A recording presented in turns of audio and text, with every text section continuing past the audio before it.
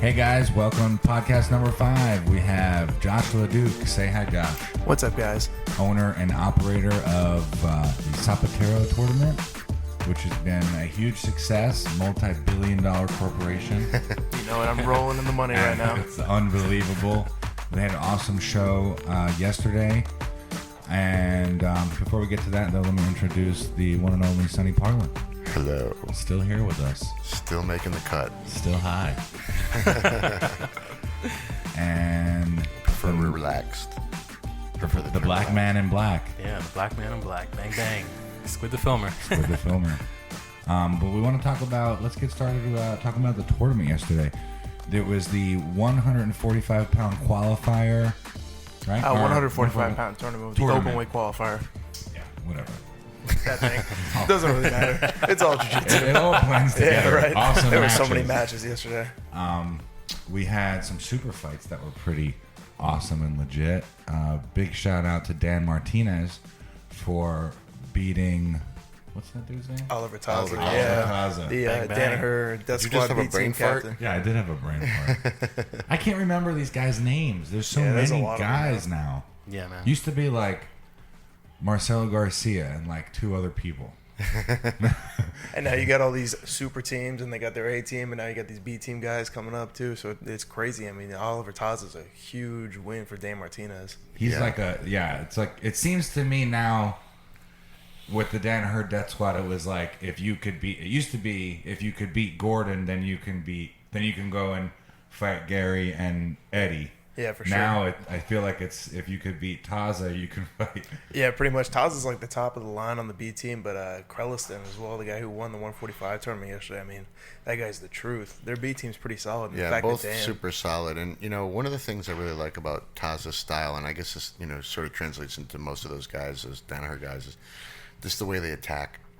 They attack just relentlessly. Yeah, that's a great word.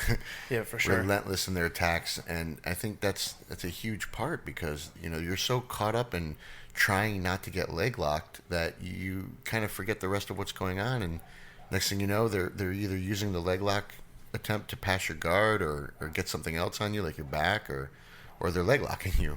Yeah, the biggest thing I've seen recently is they can transition from the legs to the back really well. And it used to be when I talked to these like leg lock guys, they always said you could transfer from the upper body attacks to the lower body attacks, but nobody was going from the lower body to the upper body. And that's something I saw Gordon doing in his match with Todd when he took the back. I mean, it seems like that's kind of the future right now. Yeah, Yeah. man, that was sick. That was a cool back take.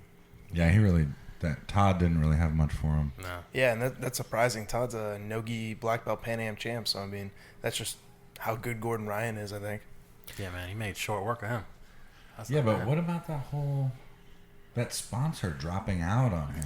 Yeah, that was ridiculous.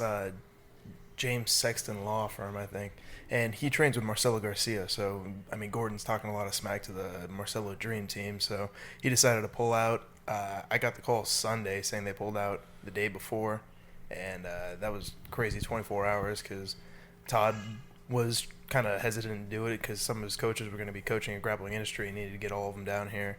And, I mean, it was a lot of work in 48 hours to make that match happen. But we got all the sponsors on last minute, and they all pulled through for us. And it was huge to be able to get Gordon to come down. I mean, had like 50,000 views in 24 hours. Oh, really? Yeah. Damn, still dude. haven't even boosted or anything, just all organic. That's just the Facebook.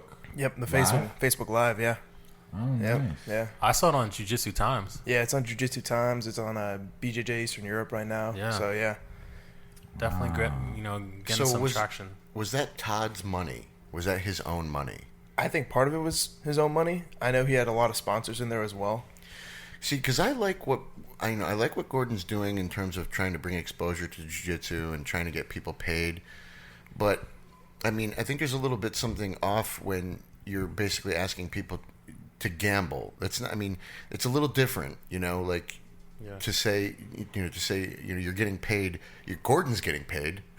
Yeah, Gordon's getting paid because he's winning, but these other guys are losing money. I mean, I don't know. I might be talking a little bit out my ass here. I don't really know how they're raising the money. I don't know if it's sponsor money or what. If it's sponsor money, that's different. That's cool because then these athletes are getting sponsored to do these big matches, which is great.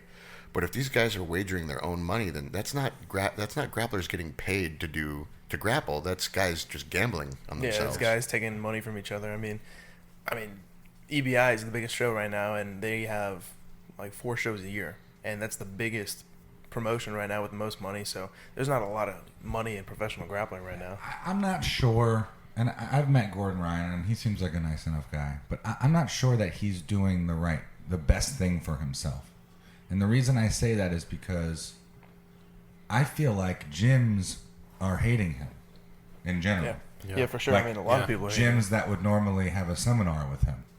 Yeah, it could definitely be taking some of his business away from the seminar money. And like, I don't know that that's the best way for him to make more money. I mean, he could be, and I don't know, maybe he is flying around the world doing seminars. Yeah. He could be, if he was more respectful and didn't talk all that shit, he might be able to do that. Like, I know Cyborg, he's constantly all around the world doing seminars, and everybody loves him. Yeah, for sure. I mean, even Tom DeBlas, not as big of a name as Cyborg. He's booked straight through 2017 with seminars, and every weekend, like 3 weeks out of the month, he's going out and making money doing seminars, traveling the world. But, what Gordon's doing works. He just got challenged again by Tommy something. He's from Norway, the last guy to actually submit Gordon Ryan to a basically the same thing. He's going to put up $5,000. Gordon's going to put up $5,000. It's going to happen April 22nd. We're doing Sapateiro in Memphis, Tennessee. So it's gonna be nice. Yeah, and they're gonna do it there. So so he's like Sonny said, he's betting. Yeah, he's betting. They're betting, and best of luck to him. That's an awesome thing for himself. Right. I don't know that I don't know, and I could be wrong, but is what he's doing helping the sport? Because like we've talked about before, and Rob Kahn was talking about it. Watching jiu-jitsu is boring. Yeah, for sure, man. And it's not. Especially to someone that doesn't know what it is. Yep. Because then, a person that doesn't know what grappling is and goes and sees a match from Gordon Ryan and watches him sit down on the floor and start trying to snatch this guy up with his legs. It looks ridiculous. Yeah, it's really boring. And then that person doesn't even know where the tap came from. Yeah. It's like anything else. Imagine before you ever did jiu-jitsu, if you watched it, or even watched like judo. In judo or wrestling, is much easier to understand. Yeah, you're taking the guy down. Yeah, but to be fair, honestly, I think you could say that about most jiu-jitsu. Most jiu-jitsu matches are going to be, if you don't know the game and you're watching, you're going to be bored. You're not going to know why did one guy win, why did one guy lose. Yeah. Right. So to say that you're going to do something to take the sport to a place where 10 million people tuned in to watch Gordon Ryan fight this person. Yeah, for sure. I don't know that it's going to do that. Yeah, I don't think jiu-jitsu is ever going to be on that level. It's a niche sport. Unless you're educated and a grappler yourself, you're not going to want to watch a jiu-jitsu match. We had tons of matches yesterday, and even some of them, I find myself sitting there like, I could definitely see why this is boring to people. I love it because I've been training, and I know what it is and all the hard work that goes into it. But, I don't think Gordon's growing the sport. I think he's growing his wallet, which there's nothing wrong with that. If you have guys that are below your level that are willing to put up their own money, go ahead and take it. But it's not going to be more power to them. For sure. It kind of goes back to like the old catch wrestling challenge matches when like 1800s go around, challenge them. Here's my $20. There's your $20. Let's grapple, winner take all. And you can make a living that way, but it's not going to grow the sport. Sonny will grapple Gordon for $20. I was just going to say, I'd grapple Gordon Ryan for $20 for sure. But it's not going to grow the sport. And big thing that we need is the sponsor stepping in. And with this match, Mo Jassim over there in the Arab Emirates actually put up the show money for Gordon as well as a win bonus for whoever submitted it. So Gordon made an extra $4,000 off just a sponsor coming in doing that. So that's what we really need. Right, and the sponsors. That's where it's at, and I think that really will help the sport. Yeah, for sure.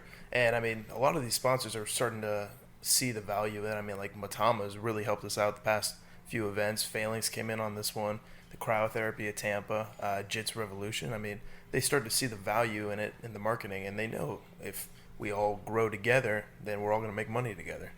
Sure. Well, that's 50,000 views on Facebook. That's really good. Yeah, that's crazy. That's in 24 hours. It's going to be growing throughout the week with people watching it because a lot of people thought the match was off because Grappling Industries went out there and said it was canceled, and not a lot of people knew we picked it up last minute.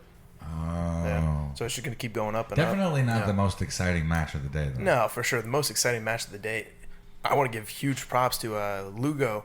His match with Ethan Krelliston. I mean, blue belt, and he had Ethan in serious trouble. He is not a normal blue belt. For sure. I mean, you watch him grapple, he's moving like a high-level competitor. Well, the thing that, I help coach him.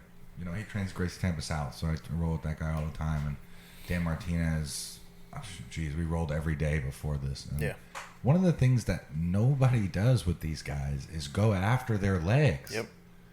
And the guys that do go after their legs do well.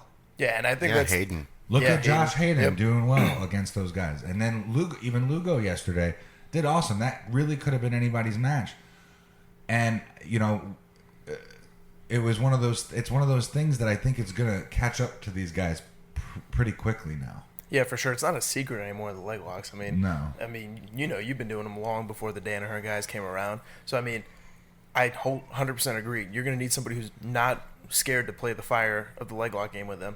And then transition. It's going to open up the transitions to the rest of their games, which may not be as strong. I always thought it was going to take a really strong, traditional pressure passer, get on top, smash them, and just force something to happen. But it seems like when you start being offensive with the leg locks, it really catches them by surprise because they got that air of dominance in their mind. And if you put a little bit of doubt in it, then you're going forward. Right. Yeah. But even to, in order, like for Dan Martinez, a lot of the training was offensive leg locks. Yeah. We did a lot of, okay, if he attacks you here, we're going to attack back with this.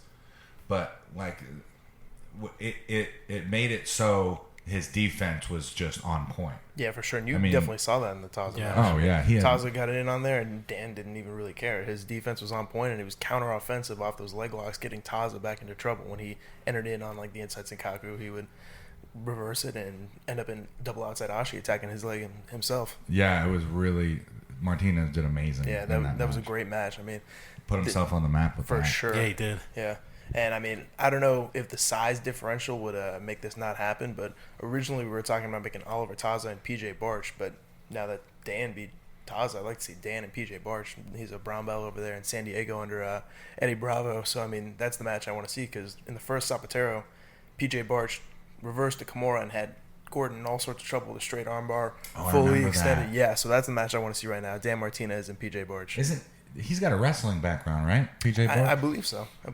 But he's like only been doing jiu-jitsu. He's been doing it a super short amount of time, like 3 or 4 years. Yeah. Insane, man. A couple other guys I think really distinguished themselves yesterday.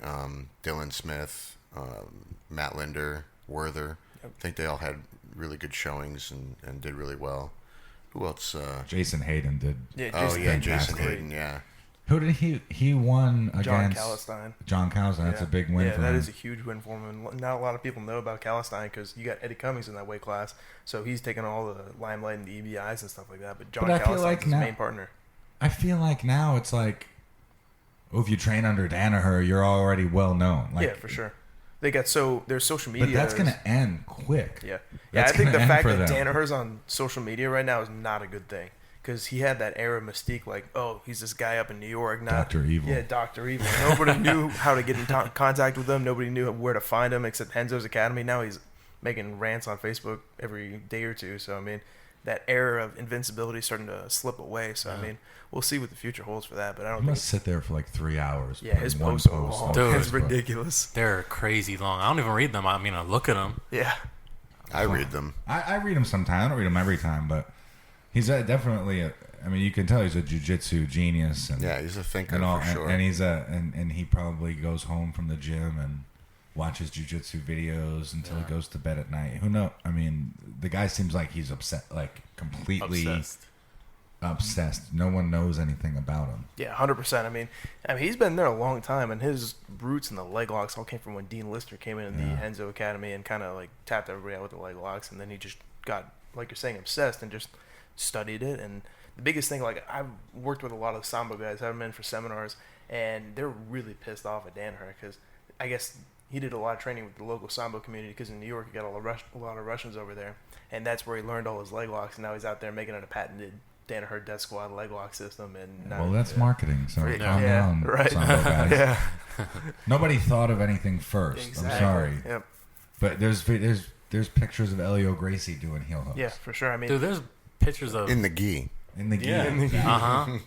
Yeah, back in the Greek days, you used to grab each other's balls when they wrestled. Yeah, I don't think anybody's gonna be doing You that still do anytime that. soon. Turkish oil Except wrestling. Turkish oil. You gotta have one of those for Sapateiro. Turkish oil wrestling Sapateiro. Yeah. I'll take on Yeah. Gordon Ryan. Do it. No Do it. problem. All greasy guys up. You and- get me the right pants, Yeah, I'm there good. you go. Reach inside the pants. I got a great idea for Sapateiro. Sorry, guys. Was that my phone? I don't know. Somebody's phone Yeah, crashed to the it was ground. my phone. Robbie's breaking my stuff. So what about an old man Sapateiro? You know, like get some of the legends like Henzo. I would love to do And that. then you could do like a qualifier too, so that some of us old guys could There try you to grapple some of the hero old guys. That'd You be sound pretty like cool. a certain person that I know. Oh, we need old people blue belt matches. Oh, was that Chad? Yeah, you know who I'm talking about. Sonny.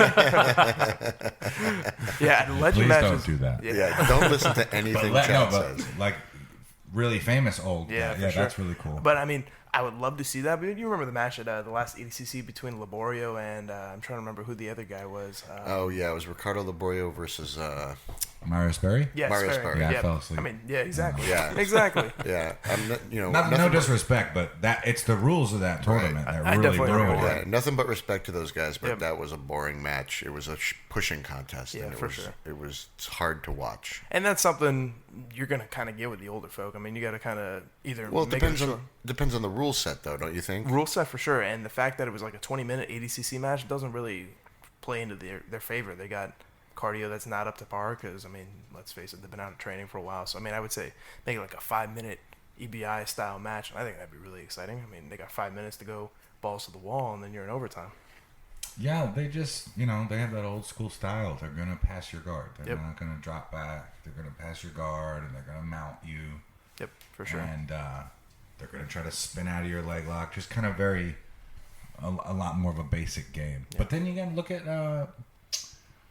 Kron Gracie. Yeah, His basics definitely jiu-jitsu work. is like 1995. Yep. But Pull close guard, walk up for that high arm bar, switch it to a triangle. I mean, and now he's making it work in MMA. So Hey, not for he's unbelievable. Yeah, That's he's who you gotta phenomenal. get, Josh.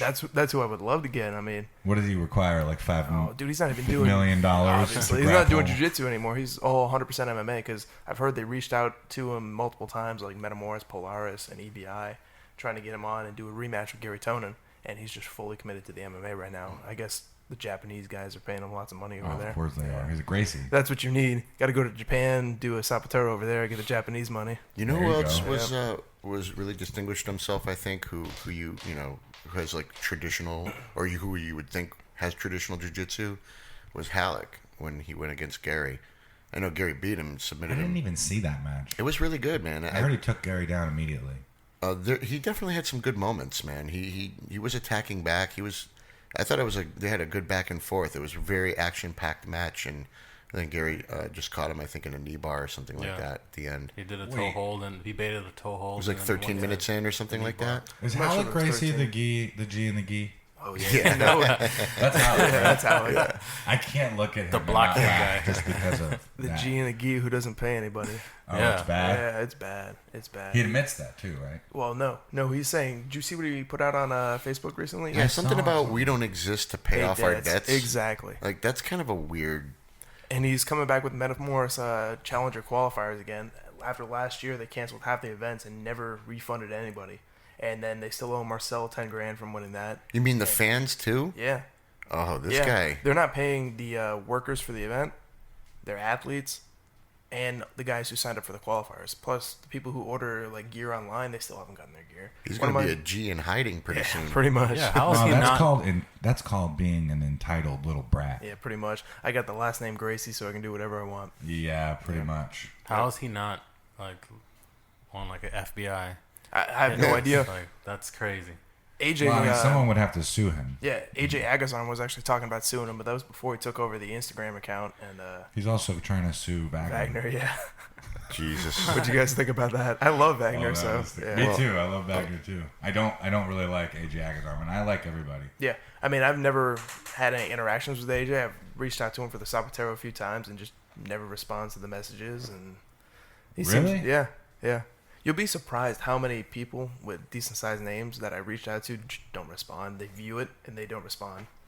They don't want to grapple those Danaher guys. I'm That's not sure what if it it's is. that. I mean, they definitely get more money making seminars.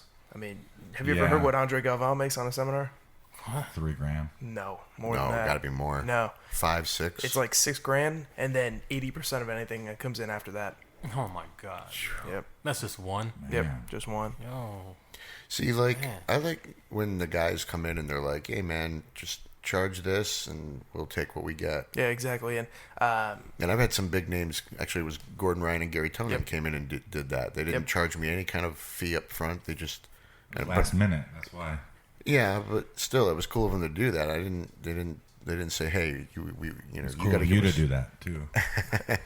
yeah, and Gary actually mentioned something about doing that because when we had him in for the first Sapateiro, we did the seminar and it was a flat rate fee, and he's like, I don't understand why I still charge the flat rate because if I charge X amount per student, everywhere I go, I get at least 50 people in there. So he's going to make more money Right. on the percentage of total students coming in. So, I mean, smart business decision, works out for us as the school owners because we don't have to come up with $4,000 up front Right. to cover that base, and everybody gets to make some money. So I think that's the way to do it with seminars.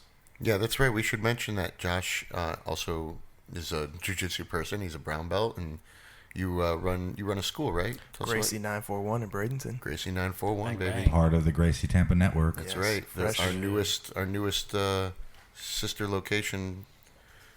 That Gracie means Rob Kahn 941. loves you too. Yeah, Rob Kahn loves me too, I guess. Tell us about you. Tell us about you coming up in jiu-jitsu, how you learned, and what made you want to do Sapateiro, and what your goals are. When I first started jiu-jitsu, it was all for the MMA. I saw some of the UFCs when I was like 12 years old. Wanted to start doing it. My mom never took me. Then I had a girlfriend in high school, and for my birthday, she took me into Wolfpack in Bradenton under Charles DeSantis at the time. He was affiliated with Hoist as well. He's like a 3rd or 4th degree black belt, very traditional Brazilian style, and I got hooked. I mean, I was in there every day I could be, driving from Bradenton down to Sarasota because I didn't know any of the jiu-jitsu guys in Bradenton. He was the only black belt around that I could see because apparently jiu-jitsu guys don't know how to market themselves. But Yeah, well, I was with him for about a year and a half, and I moved to his sister location in Bradenton under Dave Gattke. I got my blue belt, and then I started fighting MMA. I had 3 MMA fights, and that was the whole point of me doing jiu-jitsu. And then, Was to do MMA. yeah, and then after I started getting into the cage, I mean, I realized that it's not for me. I mean, Robbie and I have talked how many about fights it. have you had? I had 3 MMA fights. Pro? No, amateur. Oh, okay.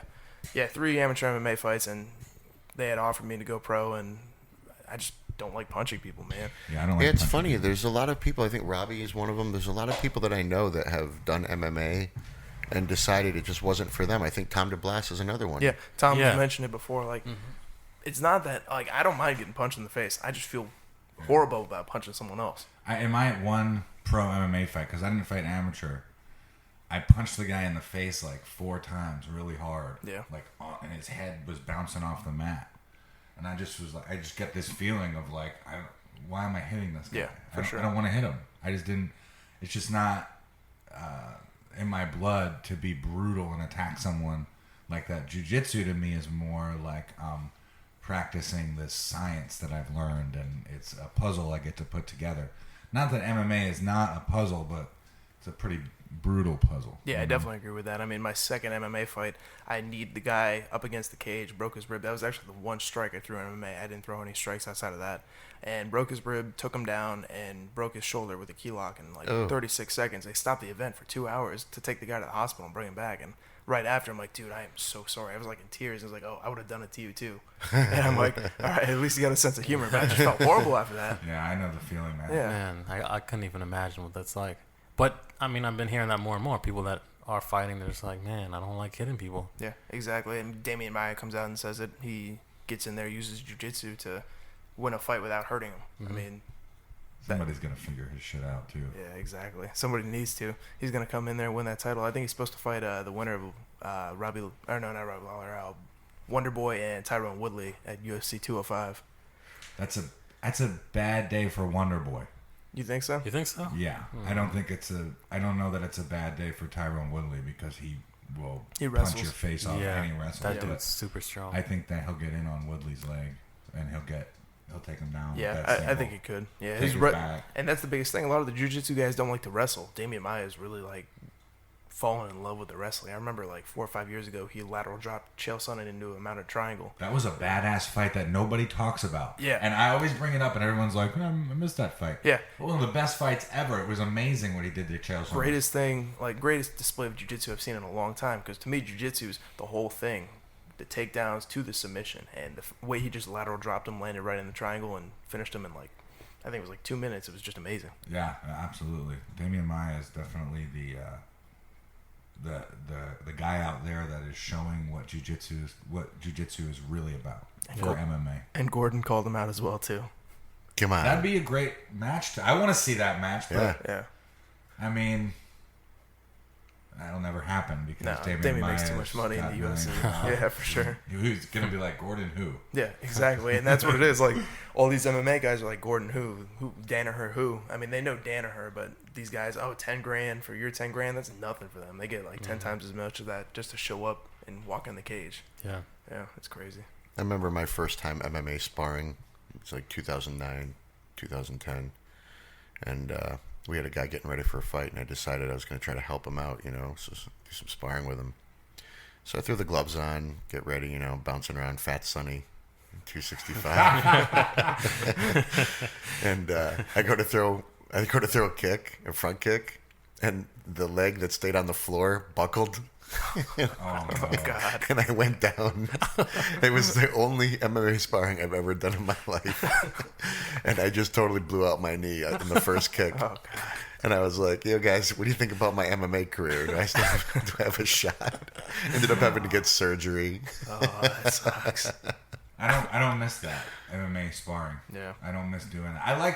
I like to break it down and coach it, and I definitely get what's going on, and I love when guys could mix up the striking with the wrestling, which I don't think enough guys do in MMA, where they, not enough fakes. Yeah, for sure. Where you're You trying fake the to, shot. Exactly. Yep. And you throw the overhand or you throw the left hook, whatever you want. But that's kind of how I train my guys for MMA. Yeah, for sure. And your guys have had a lot of success in MMA, so it goes to show you don't need to have a lot of experience in the MMA as a fighter yourself to coach and be a high-level teacher and coach for the MMA guys. I definitely think it helps me a lot that I've done it. Yeah.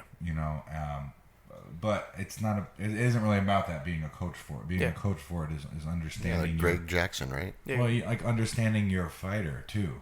Like one of my best fighters is Avery McFadder, and him and I have like a very close relationship. So and a lot of fighting is mental, and a lot of it is emotional. Yeah. So how can I assist him with that part of it?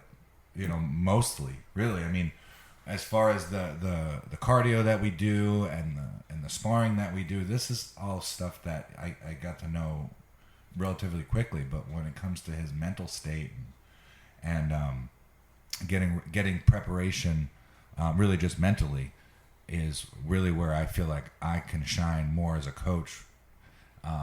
Because fighters are like babies. Yeah, I definitely Honestly, feel like they maybe want fighting. because they're going through a lot of shit. Yep. Training for a fight sucks, and they're going through a lot of shit. So you kind of got to be the daddy in a lot of ways, and you got to be there to almost comfort your fighter. Hey, you're gonna do great. I can't wait till you throw this in the fight. I know it's gonna land. Blah blah blah. There's a lot of mental preparation, and if you're not confident in your fighter, he's not gonna be confident in himself. Yeah, for sure. And the biggest thing is you obviously care about your fighter. So if that's the biggest thing, you got the intellectual aspect of breaking down the fights, but to have a coach that cares about you, I mean, that's going to take you a long ways. Hey, Yeah, Avery. absolutely. Hey, Avery. Robbie says he's your daddy. Speaking of Avery, he was in Sapateiro 3. He had an amazing. Oh he was my like 185 pounds in the heavyweight division. What a showing he had. Oh my god, he beat that gigantic black belt. Yeah, Wade Rome. Two of them, actually. Wade Rome. Yeah, he's a 6-time Pan Am champ. He was one of the founders of ATT. I mean, the guy's a Super nice guy. Yeah, I love him, man. He's a great guy. I talked to him for like 2 hours after, but he beat him. He beat Jesse Ray Chowdhury.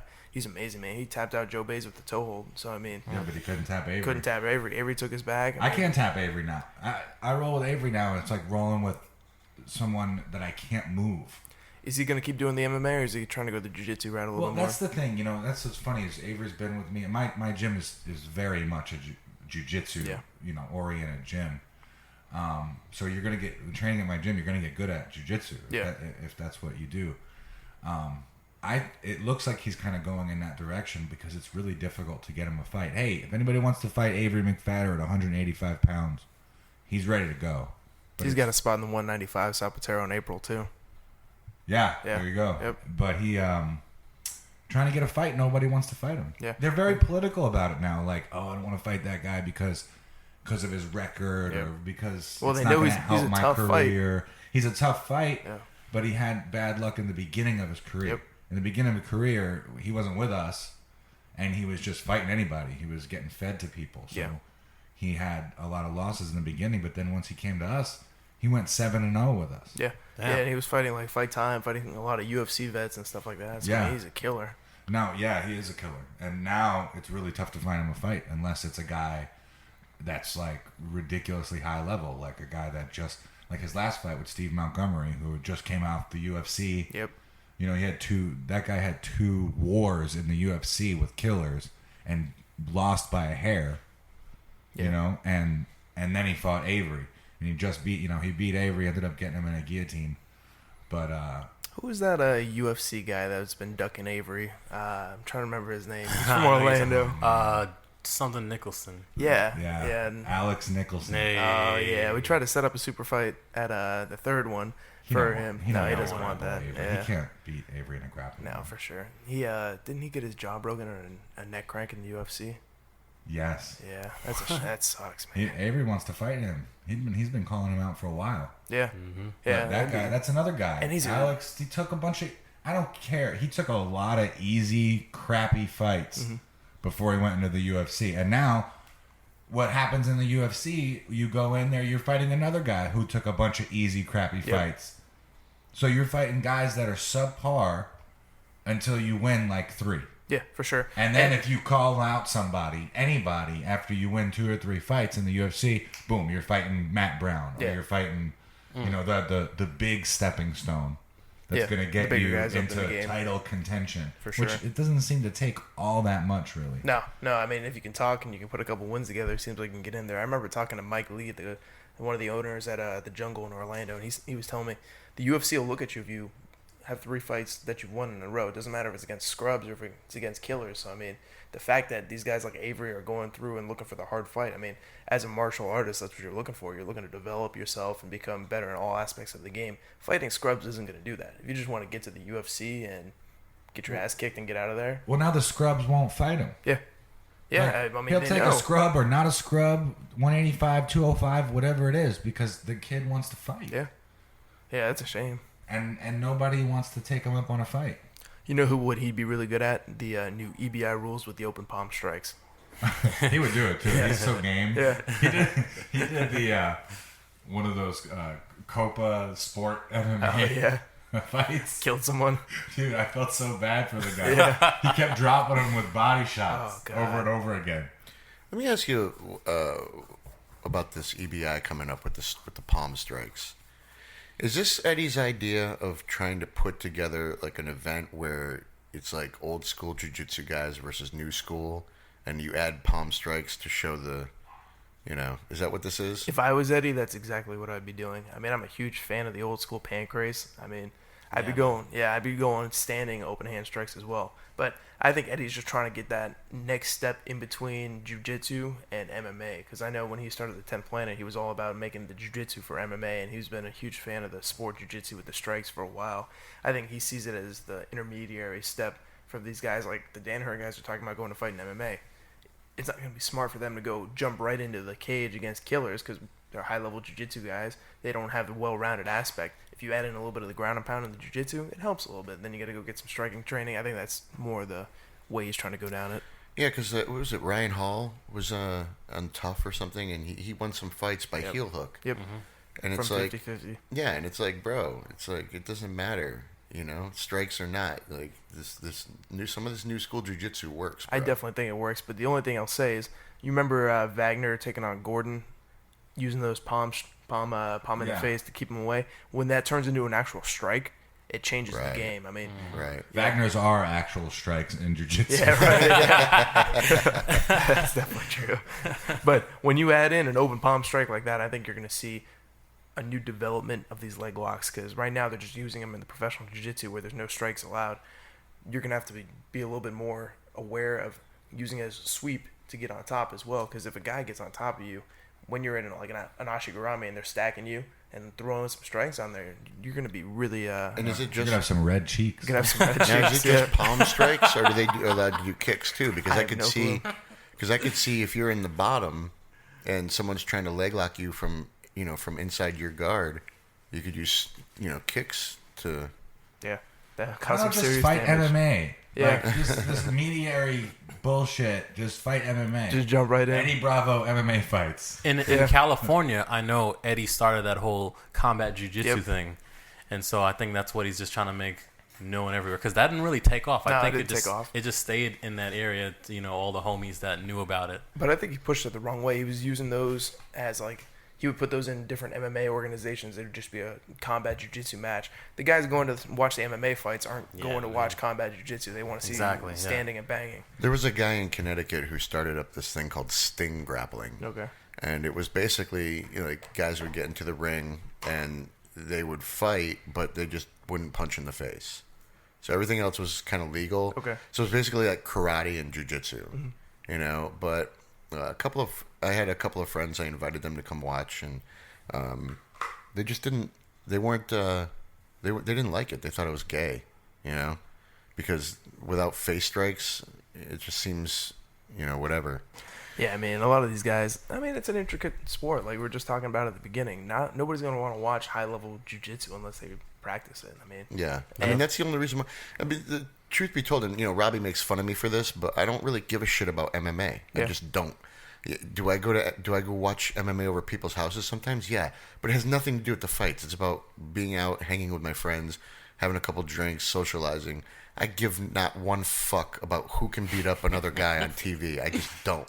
I don't care. I mean, I love to watch Damian Maia work because he's a jiu-jitsu guy, and I love jiu-jitsu, and I love to watch high-level grappling matches like Sapateiro, but no, man, just the UFC bores the fuck out of me, man, on a level I can't even explain. It's definitely not the same as it was when, like, 10 years ago, 10 years Savage. ago. Yeah. Sad. Yeah. That's good though, because this will help when you transition into a woman. That'll be a really easy transition because you're already really feminine. So, something really important. Robbie, who do you want first round in that $10,000 Sapateiro tournament? What's my option? Let's see. Right now, the people we've announced, Hector Lombard, UFC fighter. Wagner's in there. I know he's a buddy of yours. Gordon's in there. Gary Tonon's in there. Yeah, Gordon would be a good match for you. Chase Davis just won his way in there yesterday at the Sapateiro. Chase is good, man. The way he beat He was Josh, real slick. I didn't think he was going to beat Josh. When I saw him in the bracket there against him, Josh is really good. Josh Best, Yeah, he's real good. big, yeah. strong pressure. And I just thought Chase is like 160 pounds. He's going to get swallowed by this guy. But That kid is good. Yeah, he's got You know solid what? He leg was locks. tough, man. He was Yep. he was tough, and he had technical leg locks. And those guys at Nice Guy, Yep. I know a lot about those guys, and their straight ankle locks are nastier Yep. than anybody else's out there. Yeah. Nobody gets that they can really put torque on. Danaher guys don't really mess with straight ankles. no, it's all heel hooks. But they at Nice Guy, what do they call it? That they learned under Gokor. So what do they call it? The Kala I don't something remember. with I forget the style of leg locks that they are. All I know is It's they're something- effective. I mean, Joe Bays Yeah. did really well. And Joe Bays is also in the tournament. That'd be a... He's in the 10,000. Yeah, he's got a I've already spot went in there. against Joe Bay. Yeah, you beat him, didn't you? Yeah, in the 80cc trial. 80cc trial, Yeah. 2000 whatever, Yeah. a long ass time ago, 2012. 2012. Yeah. Who else is in there? Marcel's in there. Sounds like a high level Gracie guy will be in there. Last name Gracie. I'm not gonna let you know yet. I'm gonna find out November 1st, 100%. if he's Anybody in there. name who we mentioned already today? No. I have extended the offer to Clark Gracie, or not Clark, Clark as well. But Halleck Gracie, I let him know. Clark has gotten invite, so we're gonna find out if if he's gonna take the spot. Can you tell us I off want camera? Josh Barnett. Josh Barnett, I reached out to him, man. Savage. But dude, that guy makes a lot of money just to show up. Yeah, he's. Oh yeah, I'm sure he's. Yeah. But I would love to have him. I would love to see you grapple Barnett or Gordon Ryan. I think those would be great matches. Honestly, out of all those people, I don't really care. I was sitting in suspense for his answer. And then, I know it sounds bad, but I don't really. I mean, I guess I'd like to go against Gordon. That would probably be the best, win out of all that. Yeah. So yeah, to be the smart choice for me, Gordon Ryan. Yeah. Yeah. You're not the king, Gordon. Take that crown. King Robbie over here. DJ Jackson was supposed to be in. He just pulled out. He's got MMA fights coming up, so I'm looking for a replacement to him. I'm gonna reach out to Orchard. He's expressed interest. Orchard's a beast. Orchard is. Let me tell you, man, best seminar I've ever been to. Yeah, cool. Very Ever in my technical. life. He came in and did a seminar for us, and he taught a private lesson to me. And dude, his exit wound leg lock, that is like the most pain I've ever felt. It's basically a straight ankle from topside ashi. I as well took a private with Nathan. It was really valuable, and I learned some great stuff that I've added to my game. It's stuff that you can add really easily and quickly to your game too. Yeah. And then I went to go to the seminar the next day and ended up having to leave early because my freaking head was going to explode from a toothache. So I felt really bad about it. I still feel bad about that. I'm sorry, Nathan. I couldn't. He's a cool dude, just He's a in very general. cool guy. Because he's from Pacific Northwest. Yep. You got to be cool to live there. Yeah, pretty much. I couldn't live Is there. that If you're a dick, they kick you out. Of Oregon, I Exactly. think. Yeah, it was funny because he was like, he said something to me that was hilarious. He's like, yeah, you Northeasterners, because I'm from New York originally. Yeah. And Sonny's from Connecticut. He's like, we just don't get what your problem is. Just in general. Like, what's the issue? We don't get it. Why you guys such dicks? We're over here in the Northwest doing the same thing. Because we live in the Northeast, man. What do you want? It's always cold. Cold as shit. Busy. Yep. In fact, the reason obviously the reason I moved down here was to train with Rob Kahn, but one of the things that sort of pushed me out the door was I think it was October of 2010. We had a snowstorm in October. It was crazy. Did I say October of 2010? Yeah. Sorry, I said October twice. But anyway, you don't normally get snowstorms in October because all the leaves are on the trees and everything. And so because all the leaves are on the trees, a lot of the trees came down, and there was many homes damaged, including mine. Had damage to the garage, damage to the back of the house. Then we had to pay a crew to come in and clean up the yard because it was literally a jungle, And I'm out there shoveling snow, 270 pounds, but right about to have a heart attack, just ready to die. I'm like, there's got to be a better way. Yeah, I mean, I was born in Montreal, so I mean, I was up there in Canada for a while, and then we moved down to the upstate New York area, right outside of Rochester. I mean, that was horrible, man. February comes around. Colder than Canada? Yeah, actually. How is Because that you're possible? right on the lake. Oh. Yeah. Oh my god. Coming right off the water, it was horrible. What part? It was Pittsford, right outside of Rochester. Rochester, New York. Yep, I heard Rochester, that was New York. one of like the worst places to live. Yeah, it in is, the whole dude. country. It's horrible. It's horrible. Come February, Yeah. you don't see the sun for the entire month. Is that because of weather? Yeah, weather, the accent, people sound fucking horrible up there. The only good part about being up there is Wegmans, greatest grocery store I've ever been to. I'm not sure if you guys had them in Connecticut. But, I've heard about them. Wegmans. No. No, they were Never heard of amazing. that one. Yeah. No, in Connecticut we Stoner have Paradise. ShopRite and Stop and Shop. I remember ShopRite. We had those in New York. Yeah. When I was a kid. Stop and Shop is the big one now up Yeah, in Key Connecticut. Food and all that other shit. What? I'm from the city. When are we gonna see you compete, Josh? I competed a few months back. I mean, I was supposed to have a boxing match October. I don't remember the date, but he ended up not getting cleared by the commission, so it turned into a grappling match. Do you have the HIV? No, he got knocked out 2 weeks ago. He fought under a different name and came in with a cut over his eye, so they couldn't clear him. And it turned into a grappling match in the cage, and he had some MMA fights, so he had like some grappling experience, but it's not the same. 48 seconds, I ankle locked him. I mean, I love competing, but working with the Sapateiro and just putting all my effort in that, I don't have time to train like I need to do to do high level competition and stuff like that. I did a MMAC a few months back, and then I did the Good Fight sub only up in Jacksonville. I mean, You'll win some shit, man. You're good. yeah. I mean, I've done well in competitions. I've competed from white to brown now. been a brown belt for like 3 or 4 months. Did 2 competitions. I did one. Sonny was there. And fucking guys are huge, man. Yeah, I hate cutting weight. I saw Josh. He did really well. He went up against some big ass brown belt and ankle lockdown. Dude, you went up against some giant guys too at the same time. Yeah. That freaking guy who ran at me. Yeah, those Ran guys at me are like big. full speed. I was like, "What's this business?" Yeah. Like Sonny and I are like the same Doesn't size. he know that I'm old? When the white belt enters the brown belt division. Dude, Ah! I had that. I went into what tournament? I think it was the new breed. I did the new breed not that long ago, and I go against this guy who, like, before he kind of knew he was going against me. I guess he knew I was a black belt. Yeah. I didn't know what belt he was. Yeah, he turned out to be a blue belt, wasn't he? Did you see that Yeah, match? yeah. And I He was didn't just tap. like, I'm just like, this guy is just diving for a toe hold with no setup whatsoever. Just like, I'm gonna dive as hard as I can and hope that he taps to this. Which he almost tapped me with it. I mean, toe holds are scary, man. I'm more scared of a toe hold than I am a heel hook. Because, I mean, we all know how to defend a heel hook, clear your knee line, but toe holds, Hard to man, defend a toe hold. It is a when it's lot in. harder. Yeah, especially, like, a lot of these guys have, like, these forearms that could bend like fucking metal or something, and they break your foot real easy when they're diving over because they got their whole momentum behind it. Yeah. Yeah, especially, like, Sonny, you and I are the same size. Like, I'm, like, 212 pounds right now. I'm like and- 203 or 204. Okay, well, I got a little bit more weight on you. But if we don't cut weight, we're in that 205 to 225 Right. division with the guys cutting down to 225. Right. I like to eat. I'm in the same boat. When I I know went you to are. when I won the trials, the ADCC trials, I did it on a whim. Like Yeah. I went there, I didn't train for that at all. I was just like, oh, trials, dude. 6 months before the ADCC trials, I didn't know what ADCC was. That's awesome. I also didn't know what the IBJJF was. I was like in my little Tampa shell. Mm-hmm. Like I just did jujitsu at Rob Kahn's gym.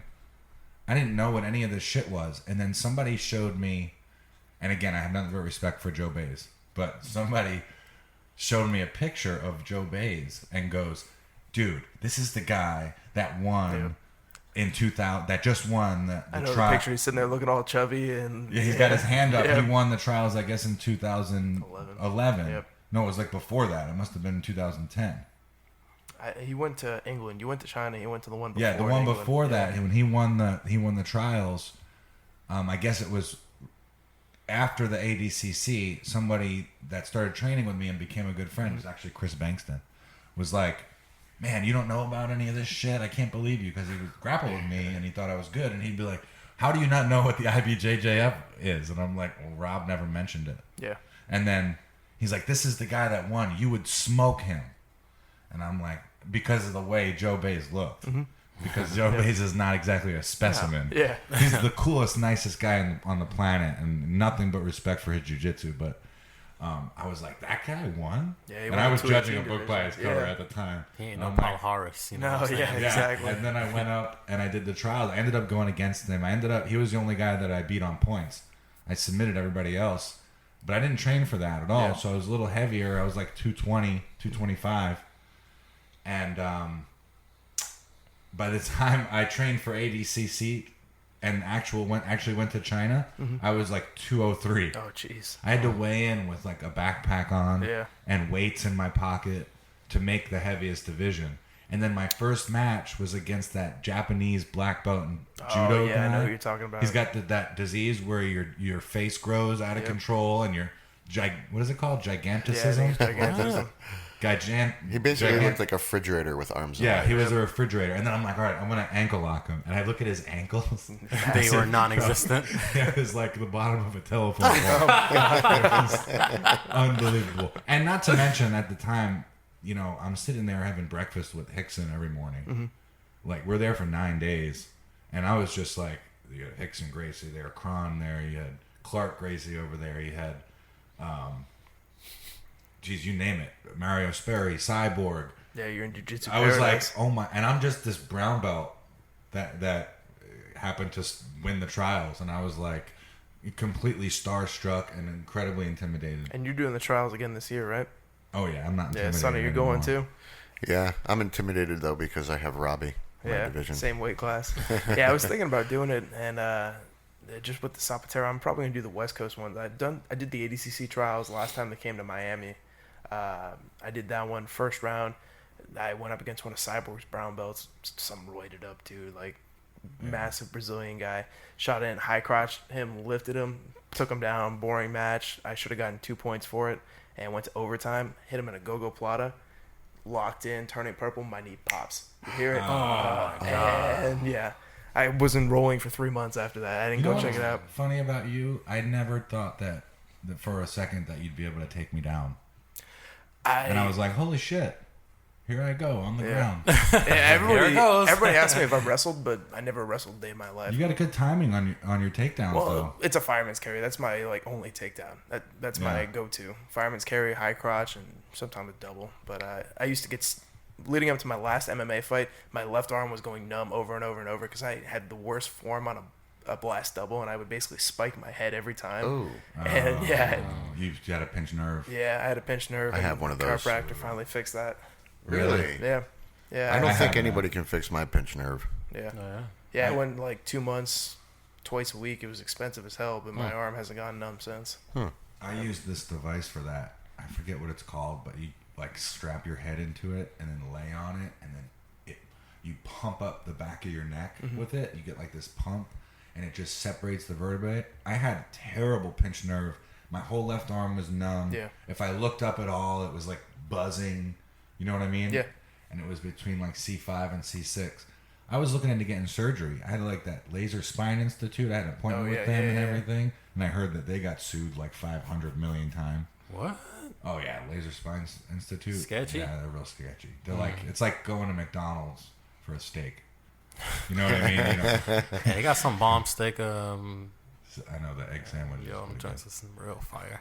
But anyway, this thing, my massage therapist was like, "Get this machine." And it was like $400, and Oh, it's a yeah? piece of plastic, and it worked.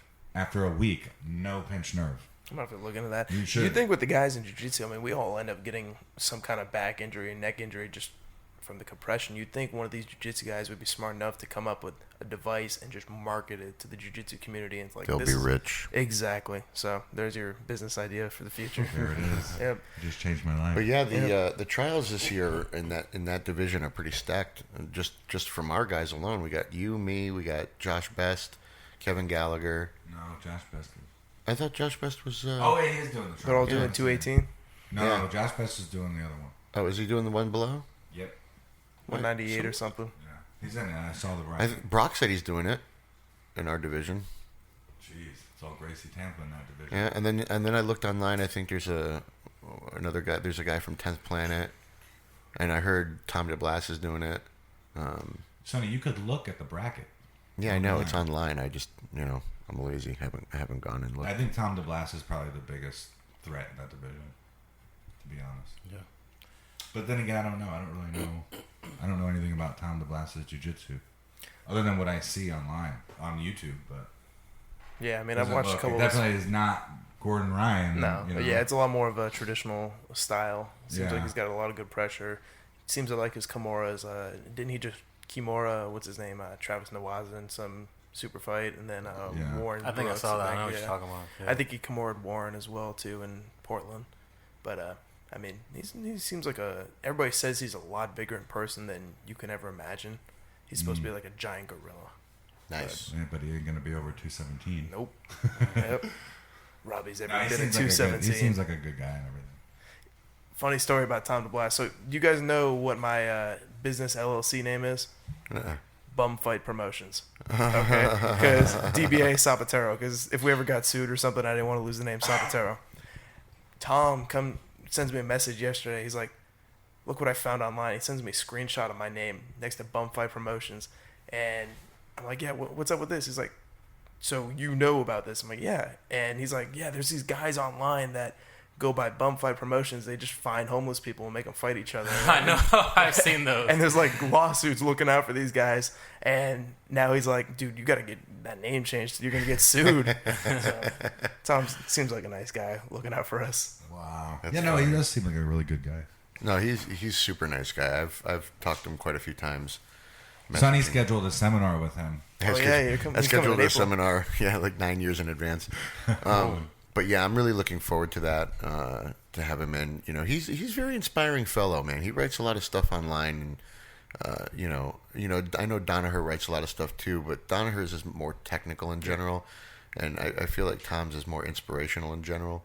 I mean, Tom comes with technical stuff too, advice, but he writes a lot of inspiring stuff, and I reached out to him one day because, like you can read stuff and really connect with it on a personal level, especially, I think he wrote something about, even as I age, I know that even victory is fleeting, but the preparation lasts forever, something like that. And I'm like, it's really relatable, being 43, so I like his overall general message, very positive. So, Sonny, when you win the trials, are you going to be the oldest ADCC trials champion? Yeah, then Yes. if I win the trials, I'm gonna challenge Eduardo Tellez to a super fight That would be intense. because he's 40. Turtle guard. Yeah, and I like He play. did crazy. I can't believe how far he went. I know he did Yeah, so last awesome. EBI. He did so awesome at EBI. I was so I was rooting for him too because he's old, and I'm old. I'm like, oh, wouldn't it be great if the old man pulled it out? That'd be awesome. I don't understand how he's so effective at turtle guard. Like, I play turtle and you take my back all the time. And Oh, this yeah. guy's just like, he's crazy. It's funny because I play some turtle stuff too, and it depends on what you do. It's like if you can pull some stuff out that nobody's seen, then maybe, you know what I mean. Wrist locks and knee bars. Just go for it. I don't play that position ever. Yeah. That's a terrible position in my world Yeah. of jiu-jitsu. In my head, I don't like being there at all. I play it sometimes, I mean, you're not really playing anything. You're kind of just not getting caught. Well, I bait- there's stuff you can do. I know you Yeah. could trap an arm and roll. You could do some other. I think it's sneaky leg lock stuff. Survival move. yeah, right. Like a I survive. think it's an instructor position. When you're teaching classes and you got your students that are at a lower level, you just get used to going in there and just kind of waiting it out and just being lazy. Because, Yeah, you can. I know. use it to bait. Yeah. I bait some leg locks from there. Yeah. From turtle. Yeah, you got some sneaky stuff, Sonny. You Don't- guys, let's not tell everybody. those that are doing the ADCC trials, we'll just call it the Sunny Hole. Yeah, the Sunny Hole. It's It's going coming. to make its Dragon. debut at the trials. It is coming. The Sunny Hole's coming. So do you guys think I should put the open hand striking in the Sapateiro? or Oh should- God, no! No. Please no! It's so stupid. Yeah, I'm just not a fan. I won't be. I just don't think I'd be happy watching that. I won't give it. the I know. same I'd be like, respect. ooh, I'm he gonna just watch it smacked just to so find and so. out. Yeah. And when is he actually doing that? It's supposed to be the first show in January. Wow. Nope. It's gonna look like high school kids slapboxing each other. Pretty much. Pretty much. So you could slap on the feet too, I'm not sure if you can slap on the feet or not. because why not just make it like you could wear MMA gloves and you could punch on the ground. That's but you realistic, can't on the Yeah. feet. It's got to be wrestling That's until what you he. go to the ground. That's what he originally did. Yeah. I know he's working with the Nevada Commission for it, the California Commission because it's in LA. But he's got to get the commission involved. So outside of being an actual MMA promoter, I think this is the closest thing he can do. Because with the gloves, you got to get that regulated as well. And if it's full contact, closed fist strikes to the head, there's some rules against it. And this is one of his workarounds: no gloves and open hand strikes. I think a lot of people will get into that. Like people looking at the sport that are like, man, I don't want to stand up and get my shit rocked in. Maybe I think a lot more people feel more comfortable being on the ground, knowing that there's ways around of it and being hit. Now, if you were a casual MMA fan, do you think you would watch it? Yeah, Yeah. I would watch it because I want to see someone get knocked out. I mean, as long as there's strikes, I know there's that factor that someone's going to get their shit caved in, and I'm going to watch it. I'll have to admit, I would probably watch it too. I'm gonna watch it, the Eddie Bravo one. With I the know I'm smacks. going to watch it, yeah. I can't wait to see some of these guys that don't know how to strike at all throw these palm You'll be strikes. like, Yeah. And the best part is, all these guys you hate, you get to see them get slapped. So if you hate Gary and Gordon, they're going to go in there and somebody's going to hit them. and you're going to hear in the background someone's going, God damn! Maybe you can hook up a rematch between AJ Agazarm and Wagner. Wagner. Under the palm strike rule. Palm strike rules. I don't think kicks are allowed, God. Their kicks aren't allowed. though. That would be the match to make. AJ, if you're listening to this, get back to me. Stop ignoring me. AJ would not do that. It wouldn't be There's smart no for way. him to do that. No, because Wagner would He would destroy would him. wreck him. Yeah. Wagner's coming out and doing a seminar at our gym Yeah, on it's November November. 13th. Nice. I'm Yeah, pretty I'm hyped And then for he'll be that. on the Yeah. And then he'll podcast. be a guest on the podcast. That's so we awesome. get to Hell talk yeah. about all that. Wagner's all a those fun guy to shenanigans. talk to. And his Cool dude. jiu-jitsu is definitely one of the best. Yeah, one of the best guys I've ever rolled with, hands down. Funny story about Wagner. So when he came down and he had his match with Gordon Ryan, I guess Gordon Ryan made like a video, a highlight video, and he wrote something like, "Please like and share a highlight video from my match with Wagner Rocha." So I was like, "Oh, cool, like, share." Didn't watch it, right? So I don't know, maybe an hour later or something, I go back, and I'm all right, cool. I'm gonna check out this highlight video, and all of a sudden, it's like run away. It was like this thing making fun of Wagner, and I'm like, oh my god, I can't believe I fucking liked and shared it. And I tell Robbie, I'm like, dude, what should I do? And he's like, dude, you don't have to worry about that shit, man. Wagner, he doesn't do social media, man. He's not on social media really. First comment is Wagner Rocha. And he's like, talking shit back to Gordon for the video. And I'm like, oh my God, I can't fuck. So now they're going to have a battle on my post, Like, Jesus Christ. Sonny Parlin posted this. Robbie's like, oh yeah, he doesn't even follow social media, Wagner. And I'm like, oh, okay, fine. I'll leave it then. Little did To you be know. clear, the video was Gordon made a video of bits and pieces of their match where the only part he showed was when Wagner was back would kind of run from a leg lock. Yeah. Disengage from getting caught in a leg lock, but by no means was Wagner running away from Gordon. Yeah, I mean, that whole match, a lot of people said Wagner was running, but he was engaging the entire time. I mean, the only thing that I would give Gordon that he was telling the truth was the palming of the face was getting a little excessive, and I mean, Look, man, I went down there and did a seminar at Wagner's Yeah. for that reason, because he was going against Gordon, and he wanted to get bigger knowledge of leg locks and everything. So, Wagner and I are friends, so I'm always willing to help him out. And dude, he was trained. He's like, I'm pulling no punches. He was like poking me in the eye, elbowing me in the face, like with just no regard for my safety. But I agreed to roll under those terms. I think that's what you got to do with these guys. Though. He's tough, man. He's got a nasty. He feels like he weighs 500 pounds when he gets on your side. It looks like he has some good pressure. Yeah. Yeah. It's surprising. Well, he rolls with Cyborg all the time. I've seen him and Cyborg go at it and have a war where, Cyborg doesn't always come out on top of that war. Yeah. Yeah, Wagner's got a really good shot in that 10 grand tournament. I mean, I don't know who he's going to end up having first round, but his Kimura series, I bought his DVD series, and it's fantastic, man. Oh, the Kimura trap? Yeah, the 50-50 of the arms. Yeah. Oh, yeah, I've seen that. Yeah, I mean, I've watched, like, the David Avalon Kimura trap, good stuff, but the details Wagner shows in this are really high level. And really, Nice. a lot of my guys are going for Kimuras now because it's funny how I'm short and stocky, but all my students are long and lanky, so they play that kind of diving Kimura, take the back triangle style game. Well, it's so funny really helped them. When Gordon Ryan and Gary Tonin came down to is that working? Good. Yeah, I'm good. All right. When Gary Tonin and Gordon Ryan came down to Gracie Bradenton, did the seminar. A couple days before that, they came and just trained. Mm-hmm. They were just rolling.